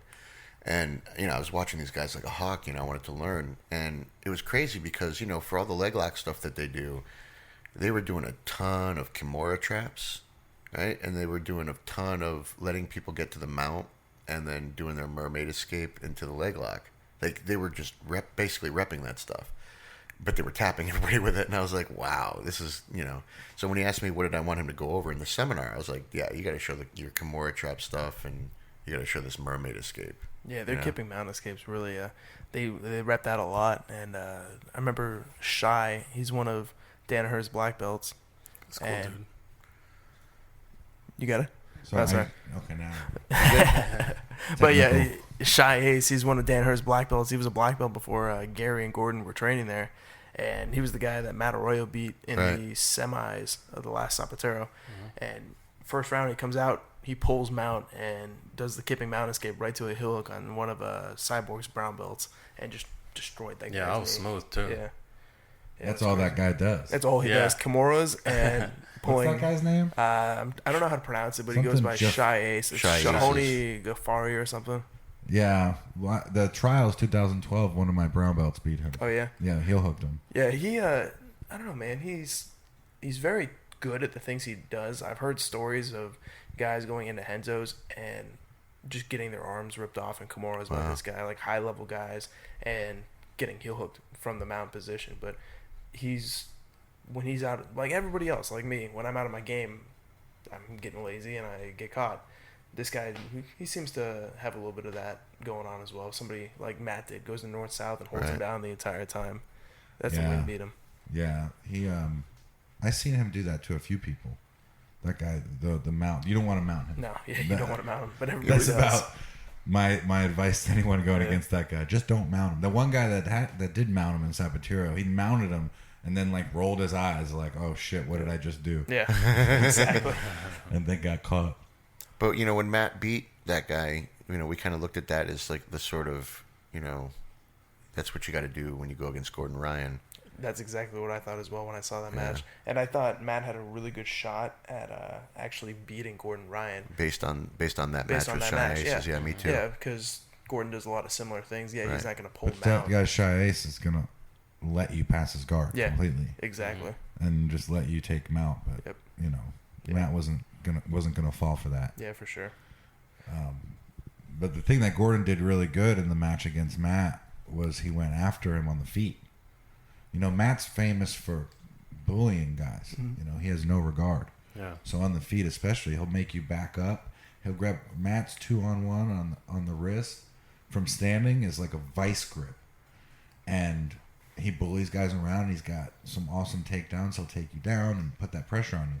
But if you watch the match where Gordon, it was like Gordon knew that and went after Matt on the feet in the same way, which I think probably threw Matt off of his game. Wasn't expect to be chased down like that on the feet, and then once Gordon pulled guard, it just snowballed into that. Like, oh shit, I wasn't expecting this. So I was smart on Gordon again when he went against Matt. I want to see Dan Martinez get a rematch with Gordon Ryan because they had that match at the Grappler's Quest, and it was pretty good. That was the finals. I think that Dan Martinez is going to be a force. Yeah, man. Yeah. I put him on the map right there. Yeah, for sure. He's not gonna. It's gonna be tough. That's a tough feat to leg lock, Dan Martinez. Yeah, for sure. And he's no slouch anywhere else too. Yeah. You know, it is not easy to take his back. It's not easy to get him in a triangle. Yeah, yeah, and Dan's triangle was really good. I remember in the match, Taza had it locked in a couple times, a little bit, and I'm just like, oh, is he gonna be able to triangle Dan? I remember I had a match with Dan, I think like 6 months ago. Took him down and he triangled me in like a minute and a half. His triangle is terrifying. And like I always knew Dan as like a decent leg locker and he's from Gracie, so I figured he was good on the legs, so that we'd exchange legs. Next thing you know, caught in a triangle and I'm screwed. As Dan likes to say, he's a two-trick pony. Yeah. Well, yeah. Apparently there was some shit talking on Dan. Yeah, Ethan. Like I didn't even realize that I did an interview with Ethan. Explain that. What happened there? Yeah. So I was doing a lunch interview with Ethan on the Sapateiro page, and I brought up Taza and Dan, and Taza's Ethan's teammate, and he said he didn't know too much about Dan. I said he's got a really good triangle, and he said he sounds like a one-trick pony. Yeah, but Ethan's a really nice kid. I think I rolled with him, rolled with a lot of those Dan Hur guys, and Ethan, I'm not sure if it's a body type thing, but he taps me out the most, and he's 139 pounds. Yeah. So leg locks mostly. No. Oh, really? Triangles. No kidding. Triangles, back triangles, gets to my back. He's really quick. He does have long, skinny legs. Yep. He caught Jason Hayden in a triangle. And he was my favorite to win the match just because Jason's very good at the legs and he seems to bully the guys a little bit. Ethan seems to have a little bit more of a complete game. He's got the leg locks from training with the Dan Hur. He's very good at countering those, and he was actually showing me how to get from the inside Senkaku to a Kimura to the back. So he's transitioning from the leg entanglement to take the back. So I kind of thought he had the advantage if he started playing more of a wide-based jiu-jitsu game. If he just exchanged the legs, I thought Jason was actually going to catch him. Yeah, good call. Yeah. That's the one thing about the Hayden brothers. And again, I'm not saying anything negative other than that. They do leg locks really, really well. But I don't think the other parts of their game have the same amount of emphasis. I mean, they're definitely high level, but they don't put that emphasis on the rest of the jiu-jitsu game. That gym was based solely on leg locks, I believe. Yeah, right. Yep. And if you look at Gordon's match yesterday against Todd, I mean, he's obviously he didn't beat him with a leg lock, so It also doesn't hurt Gordon that he's 8 feet tall. Yeah, he's a giant. His arms are ridiculously long. The thing about Gordon is he doesn't play. If you watch Gordon Ryan roll and then you watch Eddie Cummings roll, for example, Eddie Cummings is going to sit up and butterfly the whole time, and he's going to try to get underneath you. But if you watch Gordon, he's going to sit half guard, and he's going to try to reach underneath and grab your foot. So when he grabs your foot, you're done. Yeah. So all he has to do is get the palm around your ankle, and then he has so much strength there because, again, his arms are so damn long. Now you're sucked into the leg lock game no matter how much you train to jump out of it or to spin out of it. You're going to, and that's what happened to Matt when he went against Gordon, is that Gordon just kind of pushed himself in, grabbed underneath. So he's reaching underneath. Not all the Danaher guys do that. Yeah, I mean, you definitely got to have the body type to do that. I honestly think Eddie Cummings is the most technical of the Danaher guys. I know we've talked about this before. He's like Danaher 2.0. He's the evil genius of the future. And he, after taking a seminar at Gracie Tampa, I think it was like a year ago, that really opened up my mind to some of the leg locks. I was always in a gym I would get yelled at for leg locking. I remember being a blue belt and doing just ankle locks and toe holds and knee bars, and they'd yell at me. It's like, oh, that's not IBJJF legal. Yeah. And I'm just like, oh, God, you guys are going to be screwed come 2 years from now when everybody's doing this. Yeah. It was just a matter of time before it happened. I knew it was going to happen too. Well, Rob Kahn had a good point, and he talks about, 15 years ago, there was the huge leg lock craze. How long, it was, these things are not new. Yeah. But then it's going to happen the same way where everyone's going to catch on to it, and then everyone's going to start catching what? Triangles and Kimuras and rear naked chokes, and then it's going to go in that direction. Yeah, I mean, it was only like 2 or 3 years ago where everybody was bowling each other in the gi. Yeah. And now it seems like it's kind of died out. Oh, I remember like 3 years ago. Not 3. It must have been like 4 or 5 years ago. Yeah.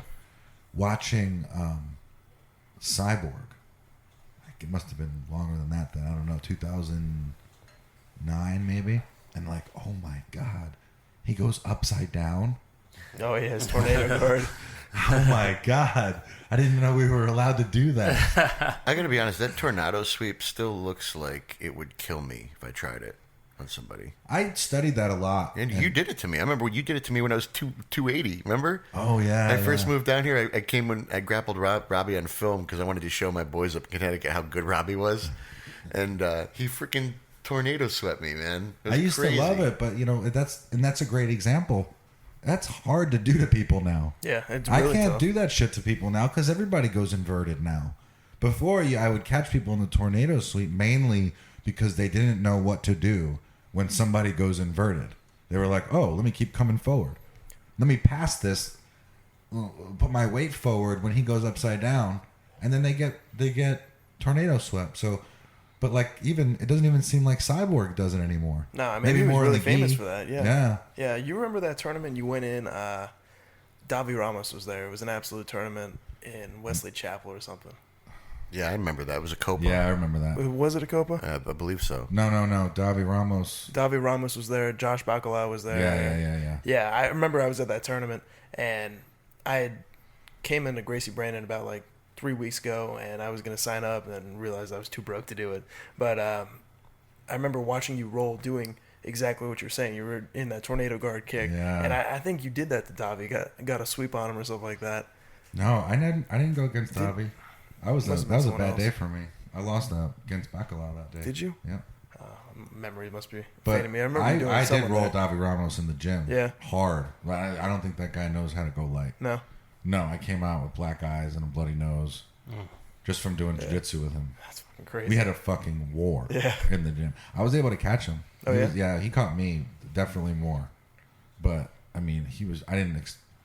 Dude, he is unbelievably fast. What's his weight? You don't tap to his submissions like, all right, man, tap. It's like emergency tap every time.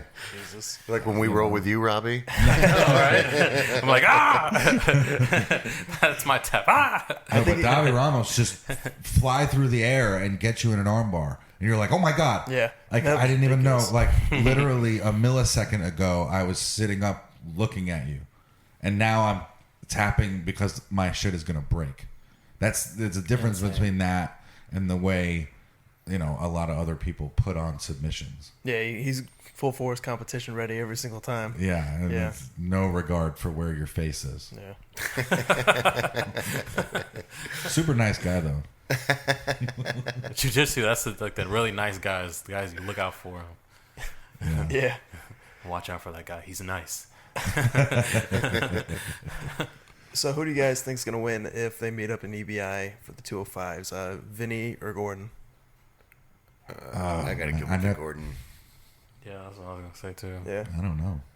I'm going to say I think- Gordon. I would have to say Gordon. I think Yeah. Vinny's got a real good shot at him. You remember his match with Keenan when they were exchanging leg locks and Vinny was getting the better of him? I think he's got enough leg lock defense to get out of there, and he's a massive guy. He is Yeah, big. that's good. Like, I don't know how Gordon's going to make 205. He weighed in like 185 pounds for That's Todd. right. You know, you're right. He beat Verdum. He beat He Verdum beat technically. Verdum, yeah. He didn't get Nah, armbarred by Verdum. Yeah, and he then beat him won by on a point. Yeah. But yeah, Vinny's a force. That's Vinny's a monster. great. When is that happening? November 17th, I think. I don't know. It's EBI 9. They're both in there. Oh man, that's gonna be awesome. They got Daniel Strauss in there as well from the UK. Yeah. Adam Saknoff is he was the guy he won the West Coast trials with all Gogo Platas a few years back and went to Abu Dhabi. They got a lot of killers in there. The 205 division is gonna be pretty good. I heard that Gordon wants to go against Hector Lombard first. That's what I heard too. That's a crazy match right there. I want to see that. I want to see that as well. I actually, after Gordon grappled Wagner, I was going to set up the Gary and Wagner rematch, but then Gary wanted too much money, and I wanted to do Gordon versus Hector because Gordon had talked to me back then. Because Hector, I've been trying to get Hector in the Sapateiro for a while. Because you remember he was going around and just doing like new breeds and stuff and winning the Yeah. absolute divisions. He was all about While it. on suspension. While on suspension, yeah. And Yeah, that's right. Yep, exactly. So that was a match Gordon had been wanting for a while. So if that's the first round matchup, it's going to be insane. I Yo, think I remember- Gordon takes it. I think Gordon I think he takes takes it, it as well. fairly quick, to be honest. I think he does. I rolled with Hector a couple times at a seminar, and he is a vice grip though. Like he's definitely not as technical as Gordon, but if you get any part of your limbs, Yeah, it seems like he grabs he tries to, like, he'll be in your guard and he'll try to grab up your leg. Yep. And he does it so hard and fast. It's like, I've seen guys just, it looks like their shit's going to break. yeah, he straight ankle locked me, and it felt like my leg was in a vice grip. It was ridiculous. Well, he broke Ruben Alvarez's he did. leg in half yeah, that with was a scary. straight ankle lock. Broke his shit in half. Fuck, man. I remember watching that video and hearing that pop, and I would hear it for like 4 or 5 days after. Just that hollow pop is nasty. Like he had to get screws or Yep. Oh, my fucking God. pipe put in his leg or something, man. It was like when Anderson Silva kicked Weidman. Yep. That's how his leg broke. Just straight spaghettios. Just snapped it in half. Saved. That was a tense moment right there. Instant silence. So what is the $10,000 absolute? Is that going to be 32? We're going to try to get 32 or 16? No, it's gonna be a 16-man tournament in Tampa. We got to find a venue. I just had to get through this one first, and then we're gonna find a venue in Tampa. I know you were talking about the Ritz. Yeah, but, there's a bunch of places. Yeah, there's. That's tight. Yeah, exactly. Get it up here in Tampa because what I've kind of realized from the business aspect of Sapateiro is if you're out there in Bradenton, it's nice being close to the gym and everything like that, but you're only going to pull so many people. When you start going into these bigger cities, that's why we're going into Memphis after we partnered up with a gym out there. They got tons of students, so we know we're going to have a set audience right there, and it's a larger city with a bigger population to pull from. So I think Tampa going forward is where I'm going to do all the Sapateiros locally, and then I want to start going across the country and setting up kind of like Fight to Win's doing. That's cool. Yeah. I think you should do it at like a Scores.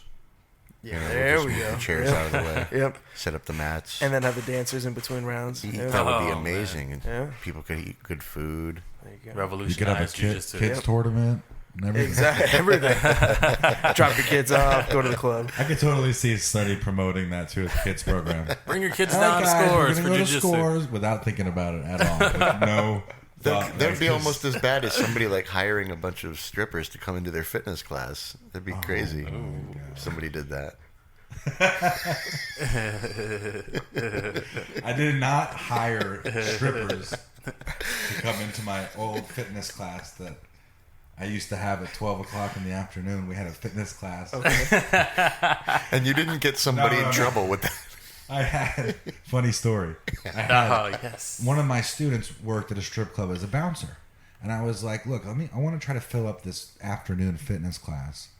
Tell those girls that if they come down to the fitness class that they don't have to pay for it. And it was at noon, like 3 days a week. So all the strippers showed up. And let me tell you, those lights in the strip club do magic. They do magic on those girls. They look like old tires. Huh? Dude, these girls looked haggard. It was like totally catfished. Damn.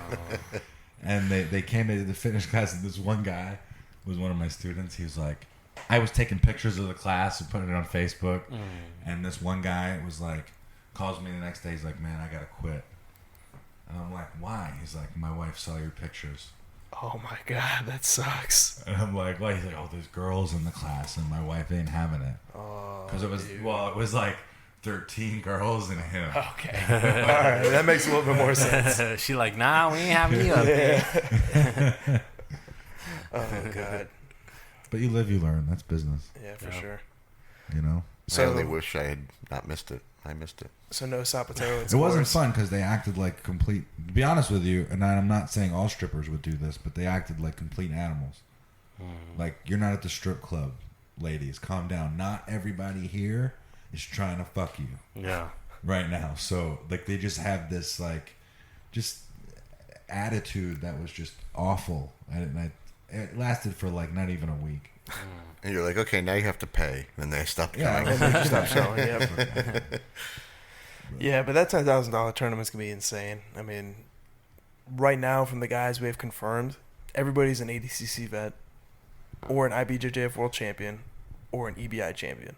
How many do you have so far? We had 14 before this. Then I gotta talk to Matt Arroyo, see if he's doing it or not, because I still saved him a spot. I kind of got the feeling he's not doing it. And then DJ pulled out, so we have 12 confirmed. I'm gonna announce the rest of them this week. 2 spots for the winners of the qualifier, so Chase is in there, and then we're gonna do another qualifier, either Montreal, the West Coast, or somewhere in the Midwest. I was talking to Boogie Richie Martinez about doing it out there in San Diego, but we're just trying to figure out the dates because I was gonna go out and do it for the EBI the day before, but it's No Gi Worlds. Oh. Yeah. Well, what about getting the Boogie Martinez to come do that? I would love to get Boogie in there. Did Yeah, you reach out to him yet? I just gotta, because I can't have too many 10th Planet guys. I already have Adam Sacknoff in there. He's a 10th Planet guy. And I was talking to Orchard about doing it. So if I got the 2 of them in there, I'm going to put on opposite end of the bracket. You can't avoid it, man. You can't avoid it. You're going to have these guys going against each other. But I mean, just like yesterday, the qualifier was like majority Gracie Network guys. And they just throw down and they know there's a spot in 10 grand tournament. So they don't care. Yeah, There you go. I know. That was some crazy matches. Werther looked really good. Yeah, because Werther lost to the kid Chase, yeah. And he looked really good doing it. Yeah. Well, you Well, he's can a always blue look belt, good. Yeah. Right. you know? You always look good in a cat singlet. Oh, yeah. I told him too. I was like, you better win if you're gonna wear that thing. Yeah, right. But your brown belt, Matt Linder, man. Yeah, Matt. Dude, looked he really was good. Yeah, he really. Looking like a savage out there. You know, and he lost to Dylan in the overtime round. Because of Dylan escaped quicker, I believe. Yeah. But during the match, if it had just been decided on that match alone, I think. Well, Linder would have won on Yeah, I that. agree. He was- I agree. I mean, he Transitioning. really took the fight to Dylan. Who Which was was 50 pounds on yeah, him. he much bigger, and he's sitting there wrestling him, trying to take him down and just throwing shots at him like left and right. It was crazy. Yeah, I was Yeah, really it impressed was. with his wrestling. Yeah, really high energy roll he is. When you roll with Linder, you're going to be tired. Yeah, you got a lot of good guys down there because you had Werther, Matt, and Ryan in there. Ryan Murphy, right? Oh yeah, Ryan is Robbie's guy. Oh, he's one of your guys. Yeah, he's ridiculous. Yeah. He's he could submit me consistently in the gym. Yeah, but he's one of those guys who doesn't compete ever. But if he did consistently, he would be a killer. force. Savage. Yeah. He just, right now, because he never competed he competed a few times, but when he can get into a tournament and see it as nothing but a technical match, man, he is going to kill everybody. Yeah. I mean, he went against Turner and took his back like he was nothing. And Yeah, that Turner's Turner guy was good. joke. Yeah. He used to be real good. Gracie Tampa. Yeah. Back when I was a white belt. Really? He was a blue belt at Gracie Tampa. That's crazy. He's been doing it for a while. For a long time. And he used to fight MMA more than anything. And then I knew he had a gym in Indiana, but I guess he went... Yeah, he's a nice guy now. Yeah, and now he's a yeah. nice guy, and he's doing leg locks. I rolled with him. What was it? I went to Maine for a fight for Avery, and he was on the card too. And I ended up rolling with him, and let's just say he was nothing close to how he performed yesterday. He was a savage. I mean, he did well against. He did really well. He almost caught. Who did he lose to? Dylan. Yeah, right? he lost to Dylan. But he almost had him. He almost had Dylan. He was in deep on the knee bar, and then he was too, because he's a knee bar guy. He was too committed to the knee bar rather than switching it to the inside heel hook. Chase was calling for him to switch to the inside heel, and he was too stubborn on it. Yeah. But my guy Ryan Murphy got his back super quick. Yeah, he did. He was just didn't want to gas out. He was so afraid to gas, so he didn't really go for the choke. Mm-hmm. And then he just was. Then he went in the old total opposite way and got too relaxed. Yeah. And just kind of gave up his leg. Gave him his leg and was like, "Here, take it, leg lock." Which Ryan is one of the hardest guys that. Yeah, I was talking to him leg after. lock He that I said know. he just gives it up in the gym and uses it to counter, and he tried to do that and just wasn't able to. Yeah, it's always a gamble when you do that. Yeah, but those guys are really good at straights. Yep. And that specifically is tough to play that kind of game with. I'm not, I don't want to give up my leg for a guy that's super good at straight ankle locks. Like, I'm not giving my leg to Hector Lombard. No, for sure. Like that, because he's going to rip it in half. Yeah, that was something Chase did. He gave Werther his leg over and over, and it looked like Werther had him a few times in that straight ankle lock. But those guys have, rubber ankles. Yeah. Gumby legs. Yeah. Like, I was looking at it, his leg was completely extended. I'm just like, holy crap, that thing's going to pop. And I was talking about this yesterday.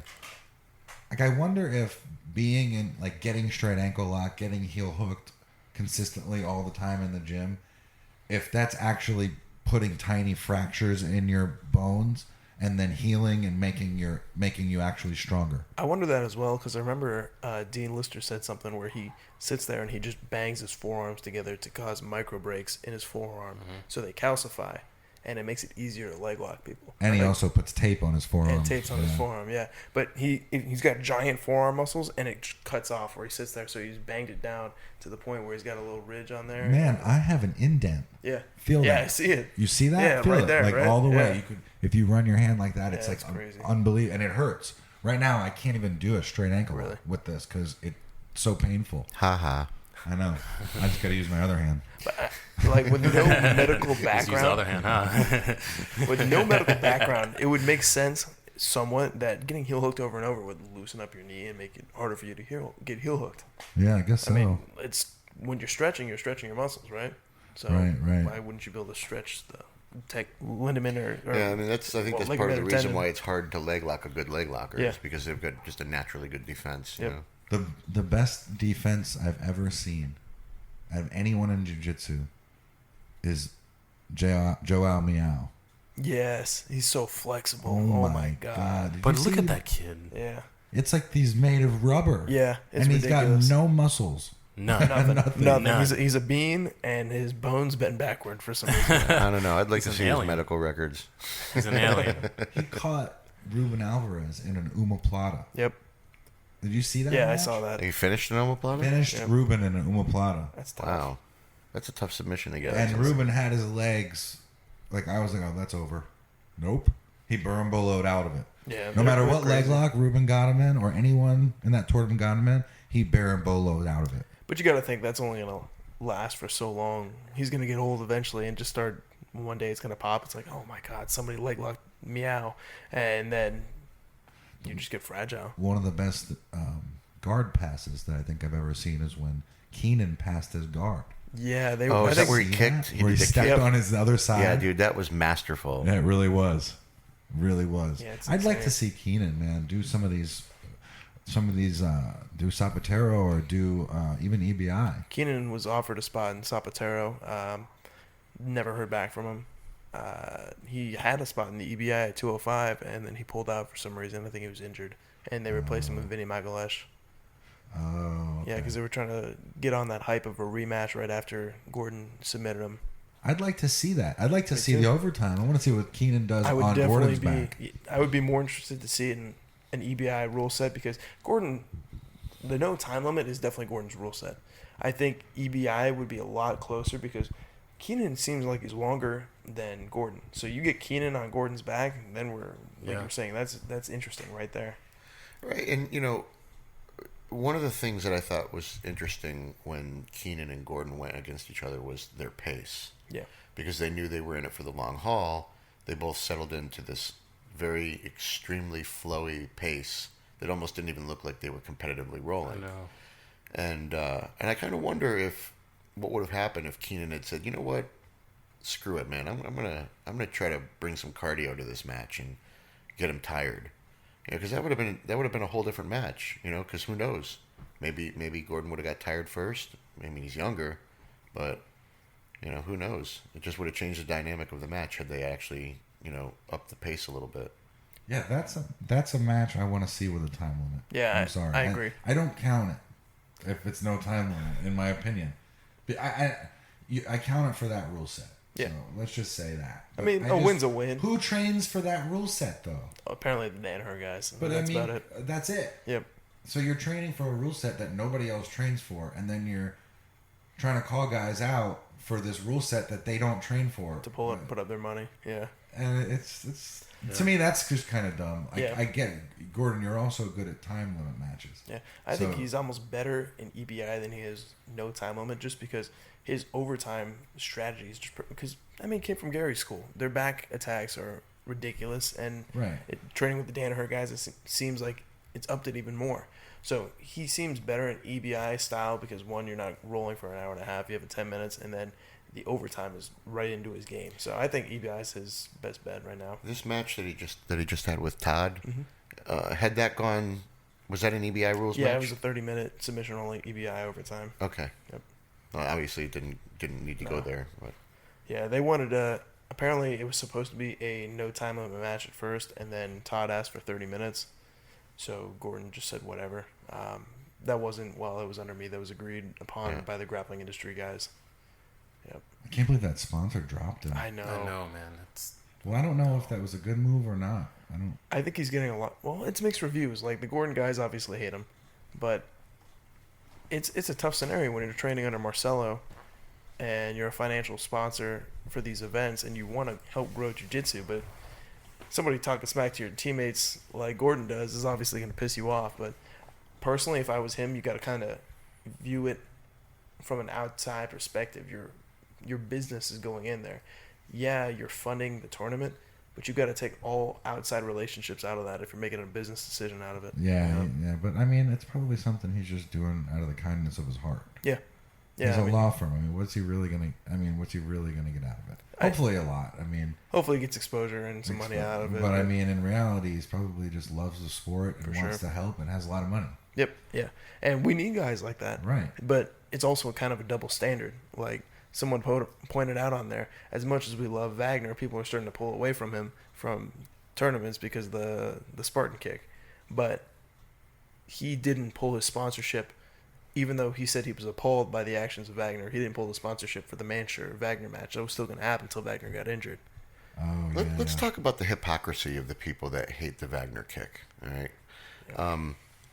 Here's why I think it's a little bit hypocritical, because when you're coming up in the gym, right, you hear stories, right? Like everybody's got stories about some fight, you know, where some jiu-jitsu guy fought another jiu-jitsu guy, or you know, got in another guy's face, and everybody loves to hear those stories, man. Oh, he did what? Oh, he punked him. Oh, he smacked him. He did this. He did that. Everybody wants to hear about it, right? But then when this shit happens in front of them, oh, that's bad form. Yeah. You know what I mean? It's like, dude, it is what it is. It's entertainment. It's, you know what I mean? I don't know. I once again, man, it's pussification. It's people getting butthurt about shit that they really shouldn't be getting butthurt about. It's You know? a combat sport. Like, Yeah, just exactly. go along with it, man. Like, people talk crap, just let them do it. You I know? mean, you know, was it a DQable offense? Yeah, it was a DQable offense, but I mean, He kicked his ass hard as fuck. Leonidas. As a It was promoter, like AJ disappeared off the stage. Yeah. I was like, whoa. as a promoter, I want that to happen though. Like the views that you get off that and the hype behind it, the rematch, if it ever happens, Right. everybody's gonna watch that. Yeah. So I mean, from like AJ shouldn't be going out there like, oh man, these injuries that came off of the front kick, I hurt my knee or something, and basically being a bitch about it. He needs to embrace it and be like, I want a rematch, and just roll in the money from it, because people are going to pay to see that rematch now, because you don't know what's going to happen. yeah. You know, They might he in. called the cops. Did he? What? Oh yeah, AJ What? Agazarm called the cops. I know it because I know the cop. That's ridiculous. Yeah, and Yeah. he tried. And the cop happens to be a Gracie Yeah. campus Yeah. student. That. Oh my They god. took the call, and there was some controversy there. he was like, That's "There's horrible. nothing you can do, man." It was. I mean, You Yeah. signed a contract at the end of the day. And apparently, AJ put his dad on the phone. What? Yeah, Oh my Oh God. my made the cop God. talk to his dad. isn't AJ's dad a cop or something? I don't know, but Like he a was just sheriff? like, yeah. Jesus. Well, there's a common theme in all these matches. AJ gets the shit kicked out of him by Jake Shields, gets stocked and slapped, and then Wagner front kicks him. So I mean, if enough people are doing it to you, it's not the guys that are doing it to you fault. It's your fault for being a dick. I mean, if you somebody put- hates you, put that him in the Sapateiro. I would love I to. want him I've first. I've reached out to him, and he just doesn't get back to me. So if AJ, if you're listening to this, Robbie wants you first round. So come on in, Easy 10 grand, match. easy Yeah. match. You see when he went to Polaris, he fought Dan Daniel Strauss, Strauss, yep. and Dan was on his ass. Yep. Ooh, if you Yeah, ever he's- do yeah. head strikes, so you should call it Slapatero. Slapatero. I love it. Love it. The logo is just a big ass hand. Yeah. That's awesome. Oh, God. Well, I think we've been going for quite a while, It's fellas. been a few hours. Yeah. Jesus. man. Look at us. We're like Joe Rogan over here. Flows like butter. Yeah, it does. So, if you guys want to meet Josh Leduc yourself and roll with him and say hi, you can over at his gym, which is, what's the website for you? We're out of Bostock's Martial Arts, so bostocksmartialarts.com, Gracie 941. We're off of State Road 64 in Bradenton, and I'm up here in Brandy whenever I can with Robbie. So I'm up there in the afternoons and then teaching at night in Bradenton. And the Sapateiro, spell that for everybody. Sapateiro, Sapateiro, invitational.com. Look that up if you want to watch the most exciting matches in jiu-jitsu. I've been spelling it wrong. Yeah, me too. Everybody does. You should have picked a name that I was should easier to have spell. picked a non-Portuguese name. What does Sapatero mean? Cobbler, shoe cobbler. That's what they used to call the leg lock guys in Brazil. They call them Sapateiros because, feet, shoes. I like that. Yeah. That's tight. Have you seen The Cobbler with Adam Sandler? Yes, It's yes. a very good movie. And in was Spanish, that's actually called Zapatero. No shit. Yep. Yeah, but in Spanish, they do it with a Z instead of an S. Ah. Tight. That's cool. Yep. I like it. Wow, interesting facts. I like it. Fun conversation. Jiu-jitsu facts of the day. Exactly. You're a great guy, Josh, and we love having you. So, and welcome to Gracie Tampa, by Thanks, the way. man. Yeah. Glad to be part of the team. Oh, by the way, there was couple of very funny moments I wanted to point out yesterday. Oh, God, yeah. One was when the ref stopped the escape of overtime. Oliver Taza Yep. in overtime, and it can be argued that either way, I suppose. But during the next round was Savannah's father. I forget his name. Yeah, Nick. Nick. Yeah, he just like randomly yelled, "He's out!" Yeah. Everybody laughed. That was funny. That was funny. And Joe was even laughing. The ref was laughing about it. So, Yeah. Joe's a good guy. Yeah, Joe's a good guy. Yeah, Joe's I like super that. nice guy. And then of course there was Coach Kevin, Where just throwing out, advice in between his bites of hot dog, and calling grapplers by their wrong name. Yeah. Kevin's a character. Yeah, Kevin's going to Kevin be. Gallagher will be on next week. Yeah, we're going to have Kevin on. That's going to be fun, man. Kevin's a good Uncle dude. Coach Kevin. Uncle Coach Kev. Cool dude. On that note, Yeah, I We're guess done. I guess we're out. we'll see you fuckers next week. Yeah. Peace out.